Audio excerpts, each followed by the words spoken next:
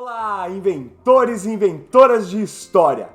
Já ouviu falar na civilização Kushita e o reino de Kush? Tá achando que a história da África Antiga é só Egito? Pois hoje a gente vai descobrir que não. Então aguenta aí a nossa vinheta que eu vou falar sobre o reino de Kush, uma das civilizações da África Antiga.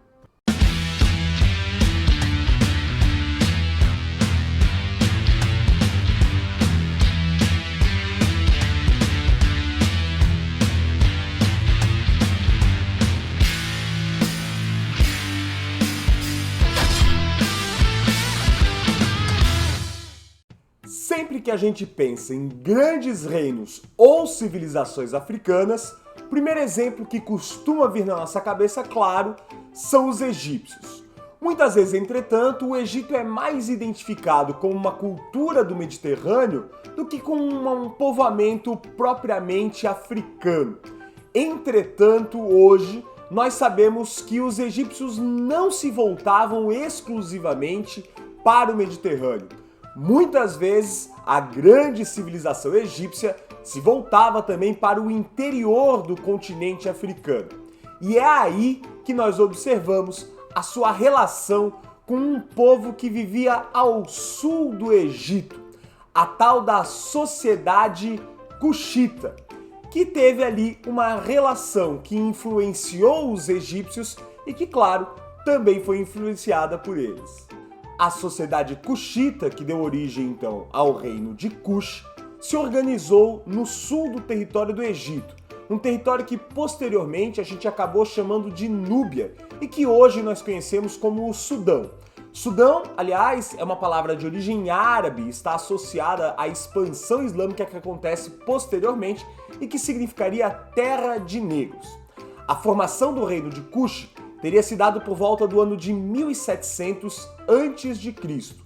A primeira capital do reino de Kush foi a cidade de Kerma, conhecida também como a mais antiga cidade da África. Era uma área rica em ouro e por isso, por volta do século XV a.C., o Egito acabou invadindo e dominando, pelos 5 séculos seguidos, o reino de Kush. Com o fim do domínio dos vizinhos egípcios, uma nova capital foi estabelecida na região de Napata. Essa era uma cidade marcada pela existência de diversos templos. Se tornou a capital ali por volta do ano de 900 a.C. Mais tarde, foi a vez dos Kushitas invadirem o Egito.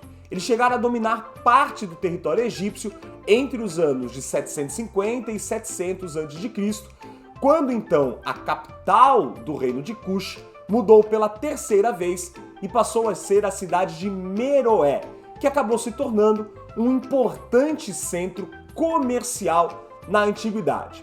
Meroé, além de ser marcada ali, pelo comércio dos artigos ou produtos agrícolas associados ao reino de Kush, acabou virando um grande centro de comércio, já que os Kushitas eram mestres na arte da siderurgia, ou melhor, a metalurgia do ferro, algo que não era tão comum assim naquele período. Além disso, comercializavam marfim, pedras preciosas, madeiras, além de outros produtos muito visados naquele momento. Isso fez com que o reino de Kush, e a cidade de Meroé, se tornasse uma espécie de centro de convergência que atraía comerciantes vindos do Saara, do leste africano e também do Mediterrâneo. No ano de 325, ou seja, no século IV, o reino de Axum invadiu e destruiu a cidade de Meroé, marcando então o início da decadência do reino Kush, que já vinha ali sofrendo com algumas revoltas internas, além, é claro, de ataques externos. A partir do século VIII, essa região foi islamizada lá no contexto da expansão árabe que eu comentei anteriormente. O norte da África foi dominado por esses islâmicos e, claro, a cultura Kush acabou sendo também dominada por essa expansão.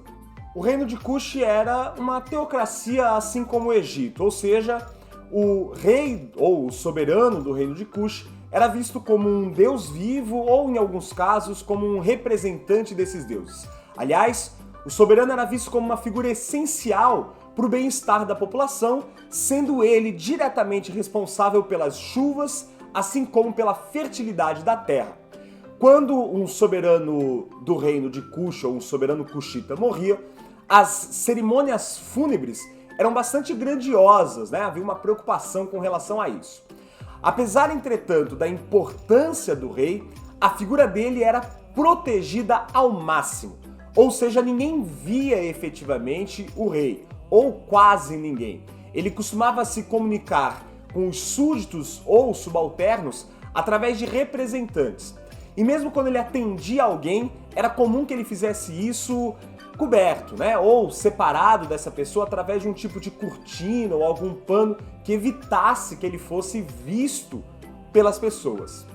Havia ainda uma grande ordem burocrática no reino de Cush, também muito semelhante com o que acabava acontecendo no Egito, e era essa burocracia que mantinha o reino em pleno funcionamento.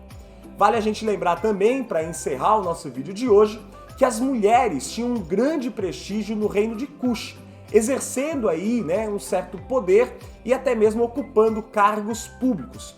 Há ainda, né, casos de mulheres que chegaram ao posto máximo do reino de Cush, exercendo a função de rainhas que administraram esse reino. Gostou de saber um pouco sobre um dos reinos da antiguidade da África? Então fica ligado que logo menos a gente vai produzir mais vídeos assim para vocês. Muito obrigado por terem ficado até aqui, até o próximo e tchau!